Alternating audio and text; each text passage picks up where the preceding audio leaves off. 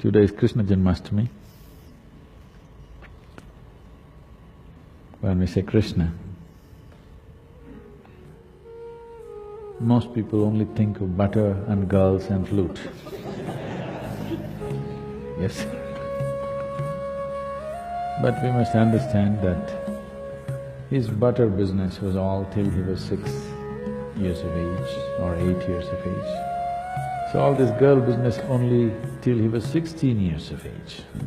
At the age of 16, when his guru Sandipani made him realize what is the purpose of his life, first of all he left Vrindavan, never again came back to see any of his relatives or the girls or boys of his area. That was the end of it.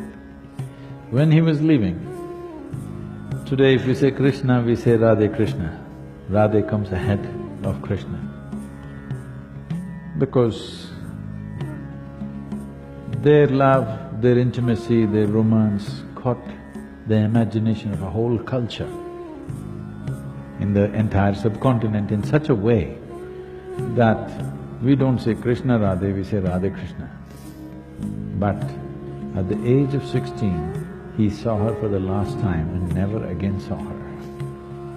And at the age of 16, when he was leaving, he said, I played this flute for you. Now I'm going and not coming back. So, as an offering to you, for the love that you are, I'm going to give this flute to you and never again play the flute again. And he never again played the flute. From then on it was Radha who played the flute. He never played flute after 16. From 16 to 21, he lived as a brahmachari. He took sannyas, lived as a brahmachari, went through severe sadhana. After that, his entire life was committed to marry political life, political process and the spiritual process. Well, it ended up in a disaster, but he did everything possible. So obviously, those days, political process was not a democratic process. So he thought, the most important thing is, if the leadership gets it, then the benefit will naturally come to the people. For example, a king or a prime minister or a president of a country today, or even a CEO of a company because they have hundreds of thousands of people under them, once you have such a responsibility, then every thought that you generate, every emotion that you generate, every action that you perform impacts millions of people's lives. When you have such a responsibility, it's very important you are in a good state. What you think, what you feel must be coming from a certain inner space which will work for everybody's well-being.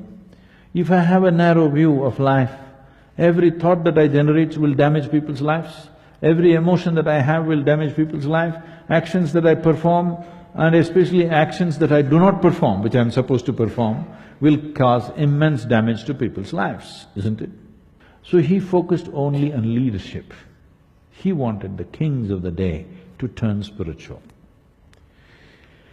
Unfortunately, it ended up in a disaster of Kurukshetra, a terrible war which wiped out, an entire generation of men literally.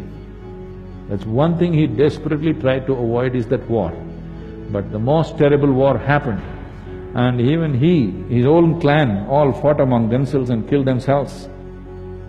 But still we worship him. We call him Lord because through all this he was playful, untouched by a terrible reality, a terrible drama that's playing around you, but still untouched.